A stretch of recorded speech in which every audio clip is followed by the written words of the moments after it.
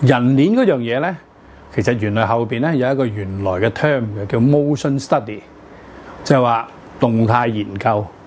咁呢個咧當然咧就喺使用最基層嘅或者最古代嘅工廠管理裏邊咧，工人同工人之間咧，佢嗰個距離如果遠咗咧，要個工人咧又行去左邊又行去右邊咧，就嘥咗時間。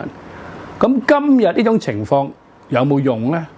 其實係仍然有用嘅。譬如話你去到車仔麵咧，車仔麵檔咧係有個淥麵啦，有個放魚蛋啦，有個放豬皮啦。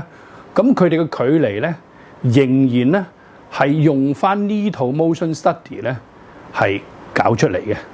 嚇，好啦，咁呢啲有啲人聽到就話：誒老土嘢啦，呢啲咁嘅即係工業啊、飲食呢啲咁豬嘅嘢，咁就有冇好講啊？咁嗱，咁原來咧有啲高級少少嘅版本咧，就打電話 call 客啦。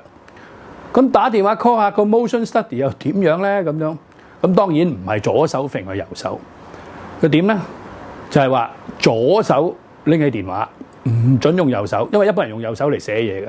咁於是咧喺聽電話同個客溝通交流嘅時候咧，嗰啲資料咧右手咧你用支筆咧就寫低佢。咁我唔理你今日用紙啊定係用 notepad 啊嗰啲唔重要。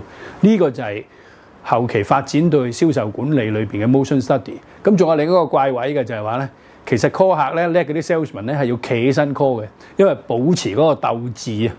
咁聽講咧，阿楊受成咧初咧個生意起 Q 嗰陣時咧，佢枱頭咧有10座電話，咁日日咧就翻去咧叫幾個秘書咧就駁俾唔同嘅老闆，一駁通咗咧佢就講啊，今日應該買啲乜，咁呢個英皇咧嗰個證券咧就係咁樣起 Q 嘅。